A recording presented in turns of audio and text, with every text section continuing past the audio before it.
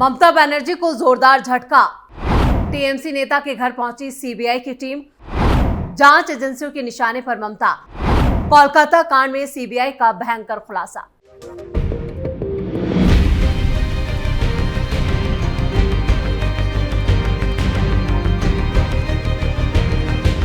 नमस्कार, आप देख रहे हैं कैपिटल टीवी की स्पेशल स्टोरी। आपके साथ मैं हूं परवीन शेख। पश्चिम बंगाल में ममता का काम तमाम होने वाला है। पहले ही मुश्किलों में घिरी सीएम ममता की कुर्सी से चिपके रहने की वजह से अब बंगाल में टीएमसी पर बड़ा संकट खड़ा हो गया है, यानी अब ममता की कुर्सी जाने वाली है। दरअसल कोलकाता के सरकारी RG Kar medical college and hospital में पैसों के लेन देन में गड़बड़ियां और घोटालों की जांच कर रही केंद्रीय जांच ब्यूरो यानी सीबीआई की टीम 11 सितंबर को हुगली जिले के सेरारामपुर विधानसभा क्षेत्र से 4 बार के तृणमूल कांग्रेस विधायक डॉक्टर सुदीप्तो रॉय के घर पर पहुंचे।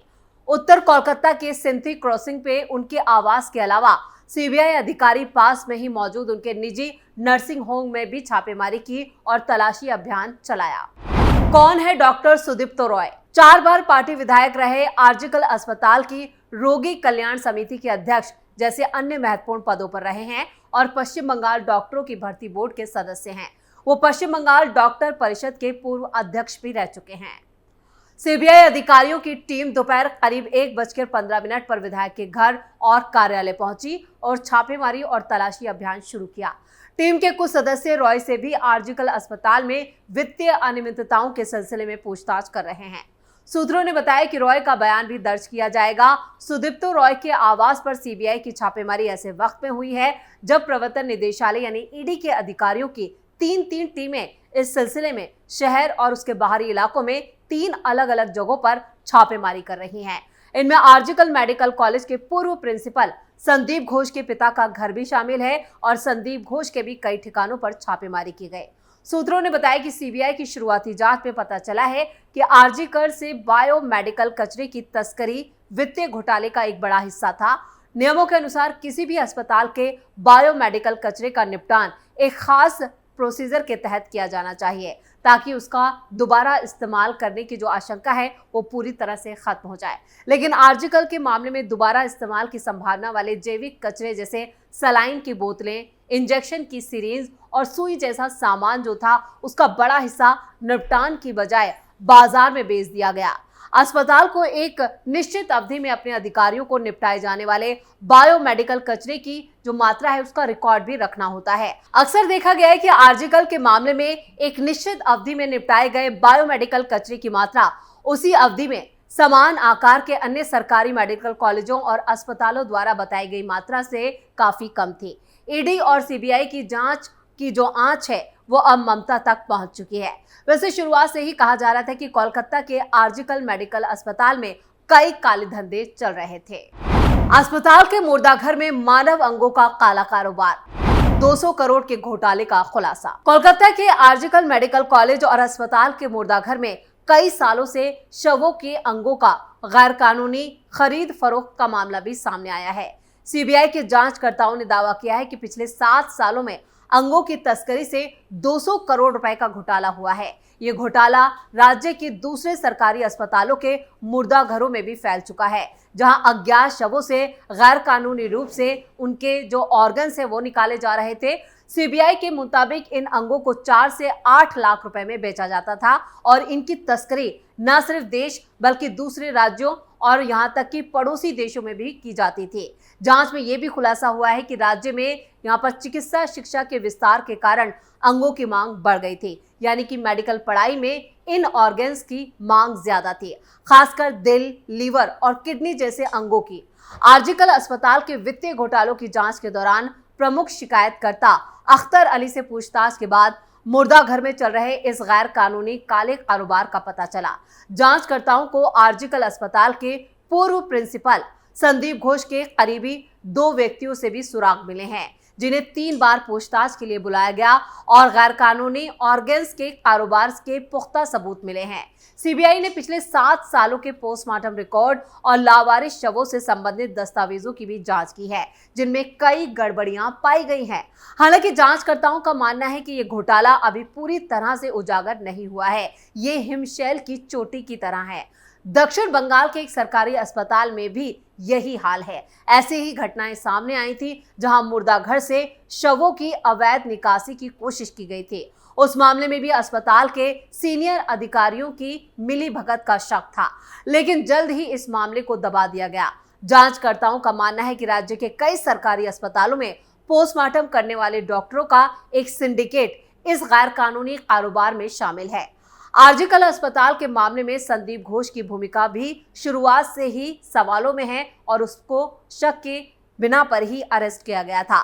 नियमों के अनुसार अज्ञात शवों को 7 दिन के बाद जला दिया जाना चाहिए और किसी भी अंग को निकालने के लिए स्वास्थ्य विभाग की अनुमति जरूरी होती है। लेकिन इस मामले में डॉक्टरों का यह सिंडिकेट गैर कानूनी रूप से ऑर्गन्स की खरीद फरोख्त को कंट्रोल कर रहा था।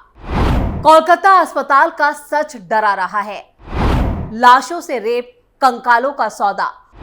कोलकाता के आरजीकर अस्पताल पर बड़ा सच। ट्रेनी डॉक्टर के साथ रेप मर्डर के मामले के बाद सुर्खियों में आए कोलकाता के आरजीकर मेडिकल कॉलेज और अस्पताल में चल रही जांच में सीबीआई को कई अहम सबूत मिले हैं, जिनमें अस्पताल में हो रहे घोटालों और गैर कानूनी गतिविधियों का खुलासा हुआ है। बंगाली मीडिया की रिपोर्ट्स के अनुसार सीबीआई के सूत्रों ने बताया कि अस्पताल के मुर्दा घर में शवों के साथ अश्लील हरकतें की जा रही थी और इन घटनाओं के वीडियो बनाए जा रहे थे। साल 2021 में अस्पताल से 60 से 70 शव गायब होने की भी बात सामने आई थी, जो इस मामले को और ज्यादा गंभीर बना देते हैं। यह मामला तब उभर कर आया जब कुछ दिनों पहले एक महिला डॉक्टर के साथ बलात्कार और मर्डर का मामला सामने आया। इसके बाद से अस्पताल में हो रही अनियमितताओं की जांच शुरू हो गई। आरोपी संजय रॉय के संबंध में पता चला है कि उसे अस्पताल के मुर्दाघर में रात के वक्त जाने की अनुमति थी, जबकि मुर्दाघर आमतौर पर शाम 7:30 बजे से 8 बजे के बीच बंद कर दिया जाता है। वहां रात में कोई पोस्टमार्टम नहीं होता। अगर किसी शव को लाया भी जाता है तो उसे पीछे के दरवाजे से अंदर लाया जाता है। जांच में यह भी पता चला है कि मोर्चरी के कोल्ड चैम्बर से लाशें निकालकर उनके साथ अश्लील हरकतें की जाती थी और इन घटनाओं के वीडियो बनाए जाते थे। सीबीआई को संजय रॉय के मोबाइल फोन से मुर्दाघर में रिकॉर्ड किए गए ऐसे कई वीडियो मिले हैं जिनमें वो और दूसरे लोग शवों के साथ अप्राकृतिक कृत्य करते हुए दिखाई दे रहे हैं। आरजीकर मेडिकल कॉलेज के मुर्दाघर में 40 से ज्यादा कोल्ड चैम्बर्स हैं। शक इस बात का है कि इन्हें रात के वक्त खोलकर अश्लील गतिविधियों के लिए इस्तेमाल किया जाता था। इन घटनाओं का खुलासा तब हुआ जब 9 अगस्त की घटना के बाद संजय रॉय को गिरफ्तार किया गया। उसके फोन से कई अश्लील वीडियो बरामद किए गए जिनमें शवों के साथ अश्लीलता की जा रही थी। यह आशंका जताई जा रही है कि इन वीडियोस को विदेशों में भी बेचा जा रहा था। इसके अलावा जांच में यह भी सामने आया कि अस्पताल में शवों से कंकाल निकालकर उन्हें बेचने का भी काम हो रहा था। सीबीआई ने मुर्दाघर के कोल्ड चैम्बर, रजिस्टर और पिछले महीनों के सीसीटीवी फुटेज की जांच की है। फोरेंसिक मेडिसिन विभाग के प्रमुख प्रबीर चक्रवर्ती से रजिस्टर में गड़बड़ी को लेकर स्पष्टीकरण मांगा गया, लेकिन वो संतोषजनक जवाब देने में पूरी तरह से नाकाम साबित रहे और इस पूरे रैकेट में कौन कौन शामिल है इसकी जांच अभी जारी है। कुछ कर्मचारियों ने बताया कि मोर्चरी में शाम को शराब की बोतलें लाई जाती थी और अगर कोई इन गतिविधियों के खिलाफ बोलता था तो उसका तबादला करवा दिया जाता था या उसे धमकाया जाता था। ये पहली बार नहीं है जब आरजीकर मेडिकल कॉलेज पर ऐसे आरोप लगे हैं। साल 2001 में भी एक मेडिकल छात्र सौमित्र बिस्वास की रहस्यमयी मौत के बाद ऐसा ही मामला सामने आया था।